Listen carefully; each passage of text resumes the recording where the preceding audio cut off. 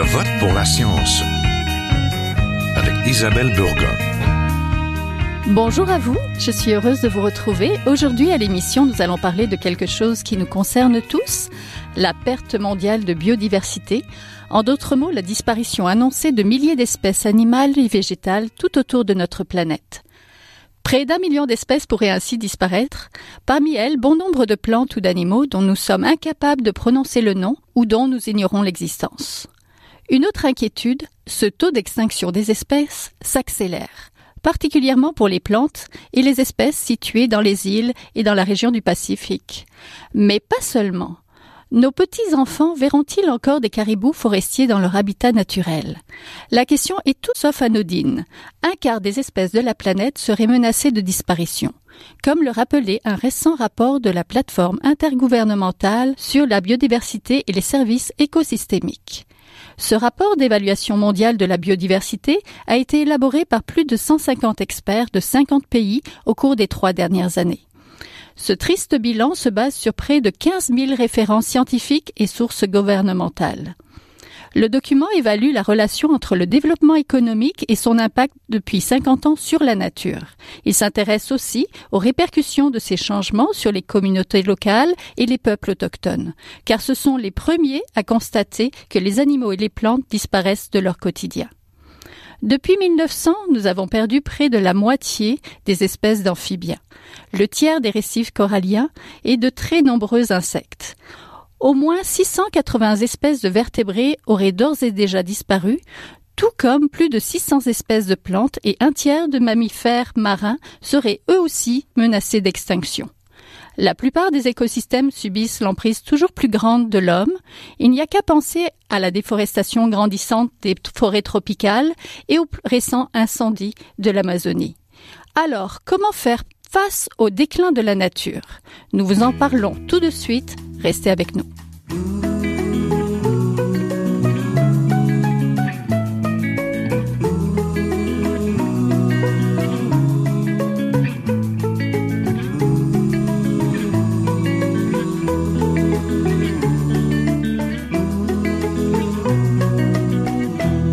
Pour parler de l'alarmante perte de biodiversité annoncée par le rapport de la plateforme intergouvernementale sur la biodiversité et les services écosystémiques, nous avons avec nous Simon Joly. Vous êtes botaniste au Jardin de Montréal.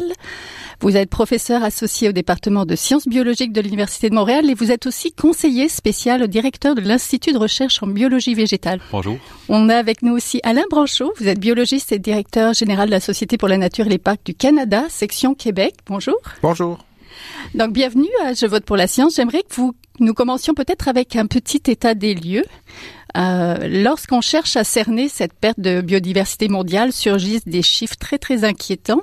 Selon vous, quelle est la situation réelle? Peut-être Monsieur Branchot? Une grande disparition des populations de plusieurs espèces à un niveau moyen d'environ 20%, selon la dernière étude là, compilée de l'IPBES. Et au Canada, des centaines d'espèces en péril inscrites à la loi sur les espèces en péril, une centaine au Québec. On est vraiment dans une situation où plusieurs facteurs qui expliquent le déclin des espèces sont actifs, en croissance. On parle de perte d'habitat. On parle des changements climatiques, évidemment, de prélèvement, donc de l'exploitation des populations animales et végétales, la pollution et également les espèces envahissantes à cause du commerce international. Donc, tous ces facteurs-là ont une cause commune qu'on pourrait élaborer en lien avec la croissance économique, mais la situation, on peut la qualifier de grave. Et qu'en est-il des taux d'extinction des plantes? Un récent article scientifique faisait le point là-dessus, justement, que... ça a rajouté, disons, son grain de sel sur beaucoup d'articles qui sont parus sur les invertébrés, sur les mammifères, et les plantes n'y échappent pas. Là. Il y a une étude qui a recensé, en fait, toutes les espèces qui sont éteintes depuis les 300 dernières années. Puis ce qu'ils ont constaté, en fait, c'est que le taux d'extinction augmente.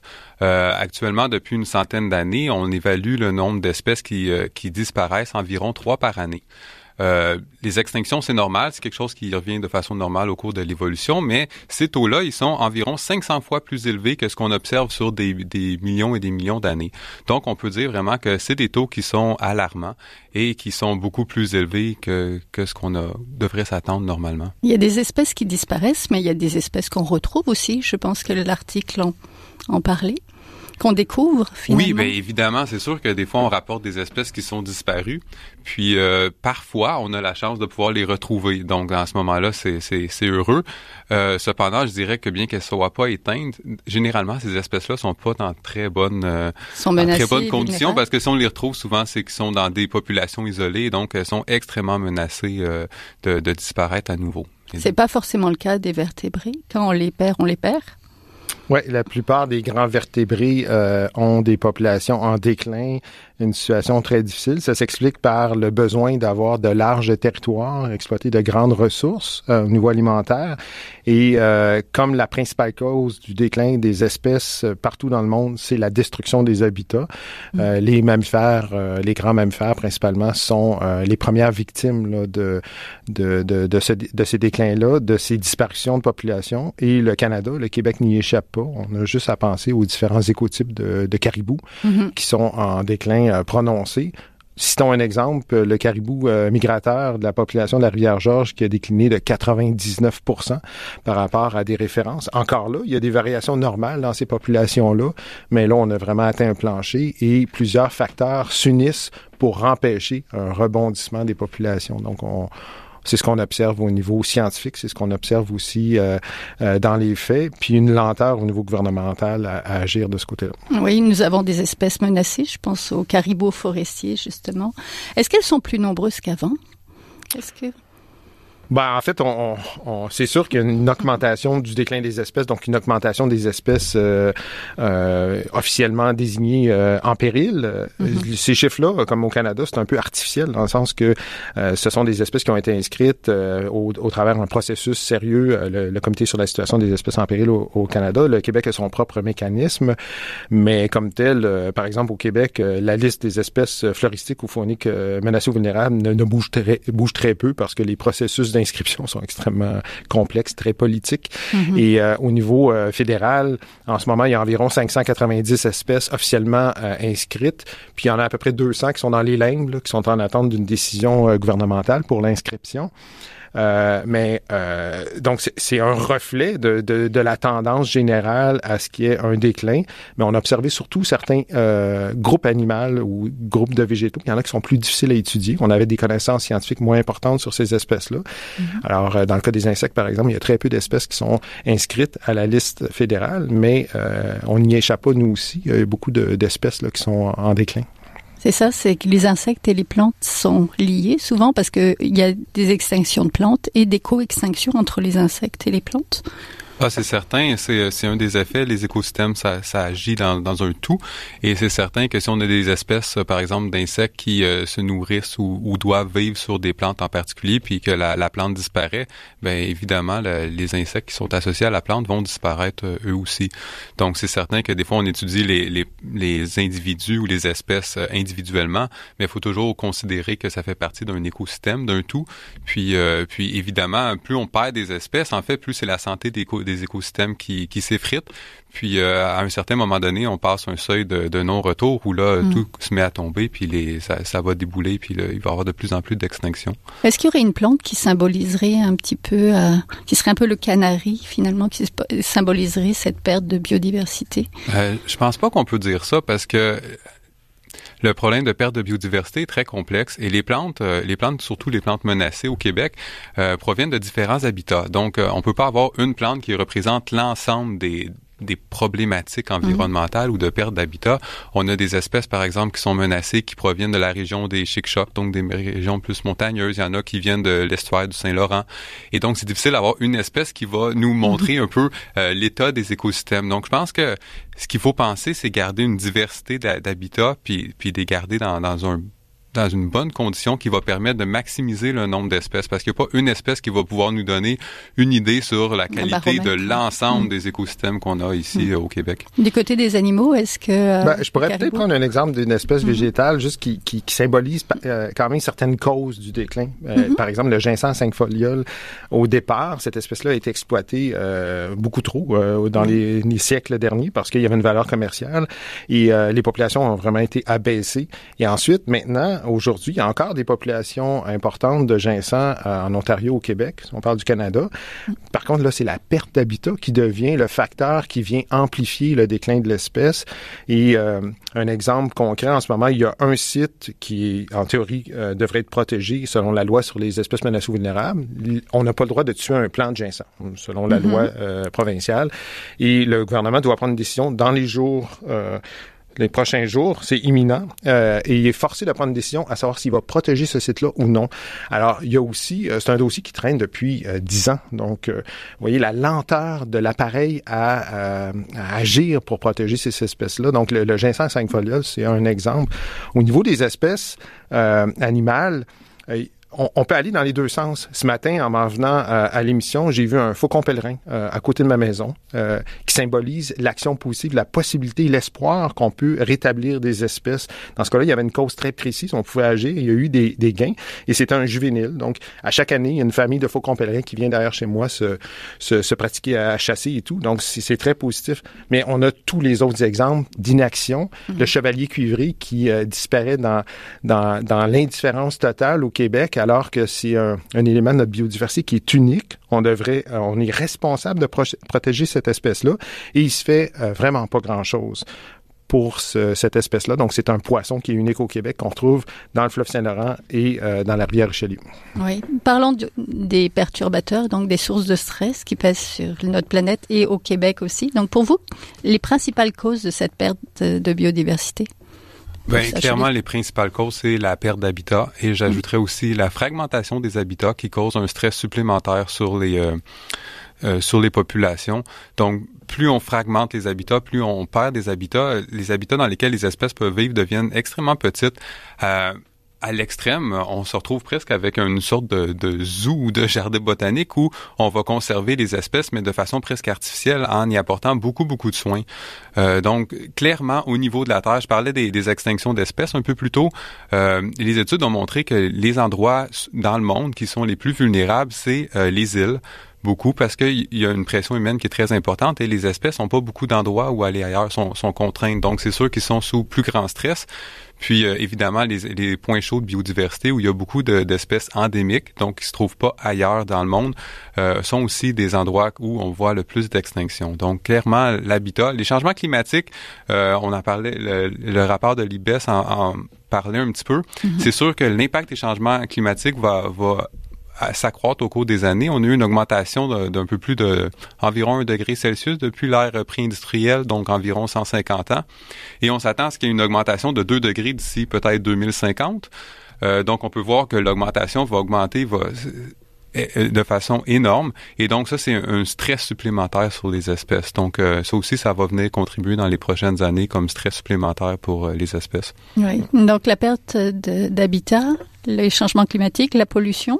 La pollution, les prélèvements aussi, l'exploitation. Dans les chiffres qui ont été dévoilés là, dans le rapport de la plateforme intergouvernementale, on disait que c'est 93% des ressources halieutiques, des poissons, des ressources exploitées au niveau marin qui sont soit surexploitées ou à la limite de la tolérance. Il y a 15 ans, le chiffre était de 70% de ces deux catégories-là. On est rendu à 93%. Ça veut dire qu'il y a seulement 7% de toutes les ressources halieutiques qui sont gérées de façon convenable.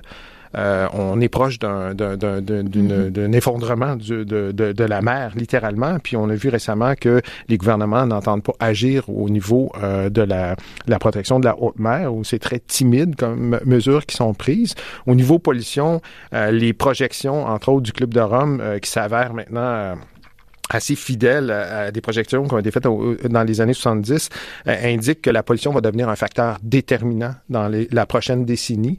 Toutes les les produits qu'on a fabriqués, qui sont maintenant désuets, qui sont rendus libres dans l'environnement, vont contribuer également à ces éléments de pollution-là. C'est une pollution qui va devenir diffuse au niveau des sols aussi, les sols contaminés. Ça va être extrêmement compliqué de réhabiliter les habitats.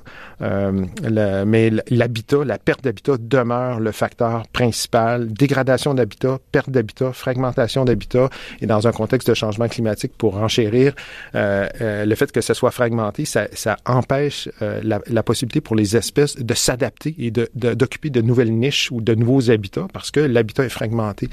Donc, on est vraiment dans cette situation-là en termes de quand on parle de situation critique. Je pense qu'on a les chiffres scientifiques pour appuyer des énoncés comme ceux-là. Que fait le Québec et le Canada pour les zones protégées? Parce qu'à un moment donné, on parlait d'aires protégées ou un minimum de protection. Peut-être qu'un peu plus, le Canada a peut-être un peu plus avancé pour les terres que la mer, là. Mais... En fait, au niveau marin, le Canada a atteint son objectif international de 10%. Donc, on a réussi à franchir ce seuil-là. On l'a dépassé de quelques pourcentages. Donc, ça va bien de ce côté-là. Au niveau scientifique, le chiffre de 10% d'aires marines protégées d'ici 2020, c'était un chiffre qui était bureaucratique ou c'est une entente internationale. Au niveau scientifique, au niveau marin, autant marin que terrestre, on identifie 30% de protection de territoires de superficie, d'écosystèmes, comme étant un seuil minimal pour assurer une durabilité aux écosystèmes terrestres. Donc, ça, c'est un élément. Au niveau du Québec aussi, parce que le Québec a des responsabilités au niveau de la protection des aires marines protégées, on arrive à 9,8 avec tout ce qui est annoncé. Il reste du travail à faire, mais on devrait atteindre notre objectif d'ici la fin 2020. Au niveau terrestre, le Canada est à 12%, le Québec à 10%. Il y a suffisamment de projets au Québec et au Canada pour atteindre l'objectif international de 17%, mais encore là, l'horizon 2030, avec 30% d'aires protégées, c'est vraiment un minimum qu'il faut atteindre. Et c'est la solution pour la perte de biodiversité et c'est la solution pour lutter contre les changements climatiques.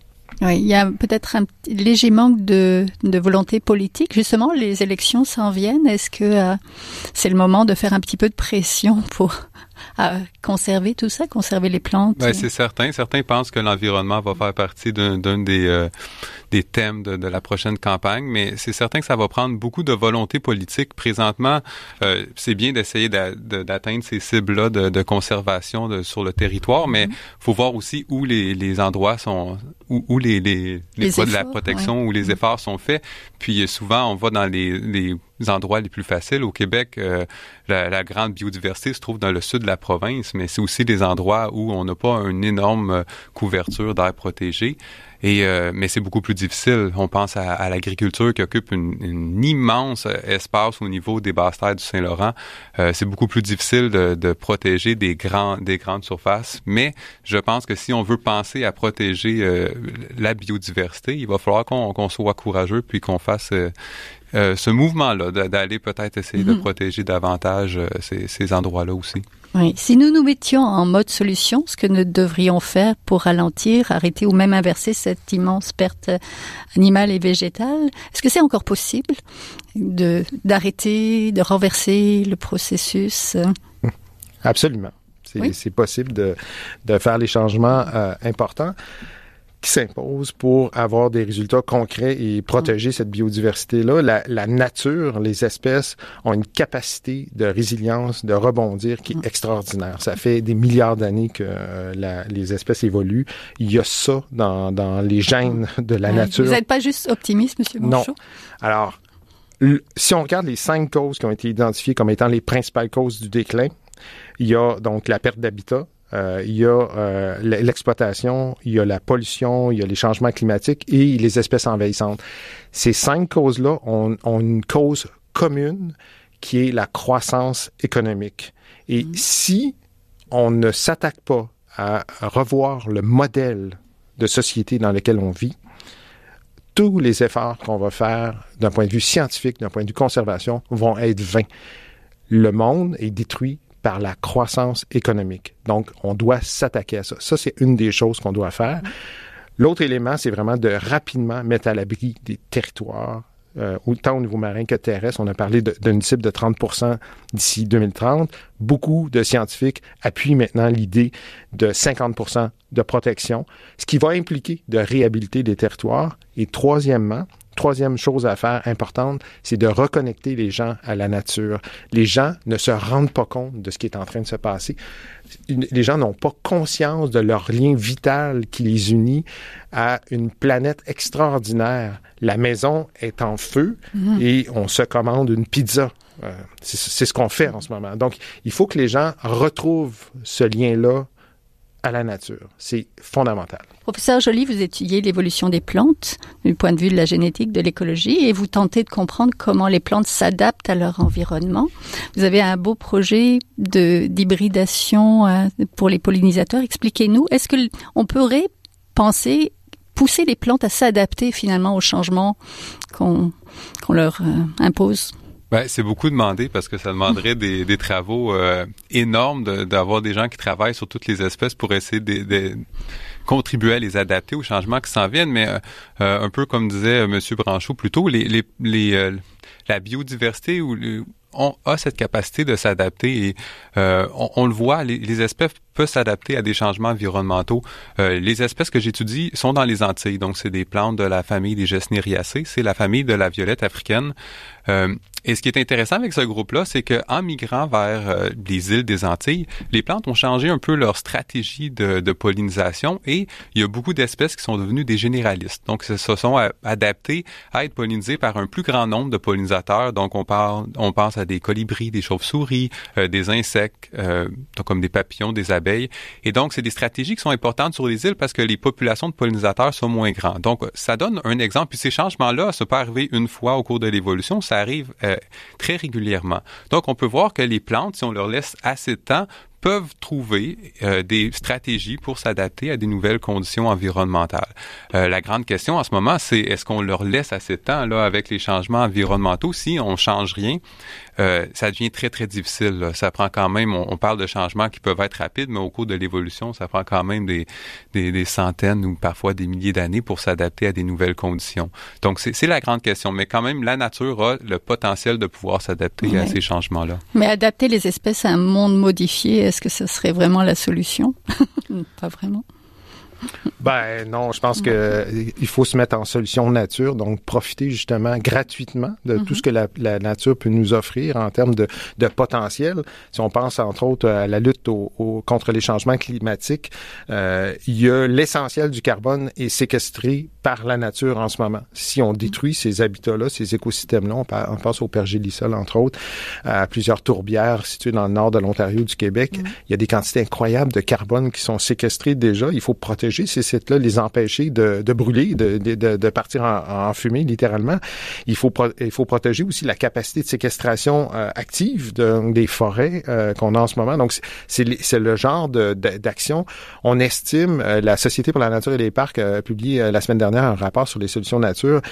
On estime que c'est environ 37% de ce qu'on doit faire qui peut être offert gratuitement par la nature. Donc, elle est vraiment notre allié au niveau de la lutte au changement climatique. Et en plus, ce sont les habitats qui vont permettre de donner du temps aux espèces de s'adapter.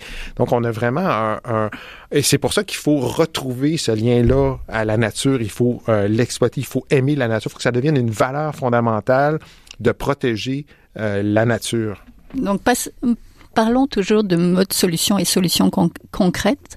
Que pouvons-nous faire, nous, à notre échelle? Des gestes à poser aujourd'hui, demain? Un des gestes qu'on peut faire à notre échelle, qui me vient en tête, ce serait juste de planter des arbres. C'est quelque chose que tout le monde peut faire. Le GIEC mentionnait que c'est probablement la solution la plus facile pour contrer le changement climatique, c'est de planter les arbres. Évidemment, pour renverser le scénario qui se dessine, ça demanderait d'en planter énormément, mais c'est quand même des solutions qui sont assez peu dispendieuses et faciles et que quand même tout le monde peut contribuer. Puis, on peut penser aux grands effets mondiaux, mais planter des arbres, ça a des effets locaux aussi. Là, ça contribue à contrer les îlots de chaleur, ça purifie l'air, ça diminue l'impression de chaleur aussi autour de nous. Donc, ça a plein d'effets bénéfiques. Donc, ça, c'est certain que ça serait une des solutions pour moi qui semble assez facile. changer son mode de consommation. Donc, on pense à l'alimentation. On sait en diminuant la quantité de viande que les gens consomment, on a un impact direct sur les changements climatiques. On a un impact direct aussi sur la disponibilité des habitats. On le voit avec ce qui se passe en Amazonie, donc la destruction des habitats pour les pâturages. Alors, ça, c'est un des gestes concrets que les gens peuvent faire. Encore une fois, je pense que c'est très concret. Aller en nature, aller dans les parcs, fréquenter la nature, revoir notre mode de relation avec la nature peut faire une différence importante parce qu'on a une grosse proportion de la population qui, en ce moment, est en opposition même avec cette idée-là de protéger la nature. Donc, il y a un problème psychologique général et c'est très concret. Donc, il faut aller vers ça. Et ce qui est intéressant de voir dans le rapport de la plateforme internationale, il montrait que les terres qui sont administrées et gérées par des peuples autochtones, c'est là où on a le plus grand pourcentage d'aires protégées, c'est là où on a le plus grand pourcentage aussi de population en santé au niveau animal et végétal. Donc, ça s'explique, entre autres, par la relation que ces gens-là ont entretenue au fil des millénaires avec la nature. Donc, c'est un des éléments. Et il faut une vision à long terme sur un nouveau modèle économique, c'est essentiel pour l'avenir de cette planète. Oui. Y aller, mais peut-être y aller en laissant sa voiture, y aller en vélo, y aller à pied. C'est certain que tous les petits gestes qu'on peut faire peuvent contribuer. Faut pas nécessairement penser tous d'aller au maximum. Je pense que chacun devrait faire ce qu'on peut. Des fois, si on met les objectifs trop loin, les gens vont avoir peur, puis ça peut les braquer un peu. Mais je pense qu'il faut voir ça comme une espèce d'échelle où chacun peut faire sa part. Puis l'idée, c'est d'essayer d'en faire le plus possible, mais d'y aller à sa façon, là. Puis je pense que si tout le monde arrive à en faire un peu, ça peut être que bénéfique. Oui, sauf qu'il faut ajouter au crayon gras que les gestes individuels ne sont pas suffisants. Même dans la meilleure des volontés, ça prend des mesures structurantes, un changement de mentalité, un changement de système. On l'entend beaucoup avec Greta Thunberg, entre autres. Elle a raison de mentionner ça. Il faut des changements fondamentaux à la façon dont nos sociétés sont structurées. Nous avons inventé la façon dont a été créé l'argent. Nous avons inventé ce système économique-là. Maintenant, il nous dessert dans le sens qu'il est profitable à seulement une petite partie de la population et il est l'élément destructeur de la planète. Donc, il faut que les gens prennent conscience de ça et soient davantage sensibilisés, actifs au niveau politique, au niveau local, implication et parfois faire un potager devant sa maison, c'est un geste politique. Oui, quand la municipalité nous laisse le potager, évidemment. Donc, merci à tous les deux. Je vous rappelle que nous étions en compagnie de Simon Joly, botaniste au Jardin botanique de Montréal et professeur au département de sciences biologiques de l'Université de Montréal, Alain Branchot, directeur général de la Société pour la nature et les parcs du Canada, section Québec. Merci. Merci à vous. Merci beaucoup. C'est tout pour cette semaine. Je vote pour la science est une production de l'agence Science Presse avec Radio VM, à la régie Daniel Fortin, à la recherche, la réalisation de l'émission et au micro Isabelle Burguin. Vous voulez réécouter cette émission? Restez à l'écoute des rediffusions de la semaine au même poste et vous pouvez l'écouter aussi en podcast sur le site de l'agence Science Presse à sciencepresse.qc.ca. Et si vous l'avez aimé, n'hésitez pas à la partager. À la semaine prochaine. Jin Jiahua est un chercheur typique de ceux pour qui les progrès de la bio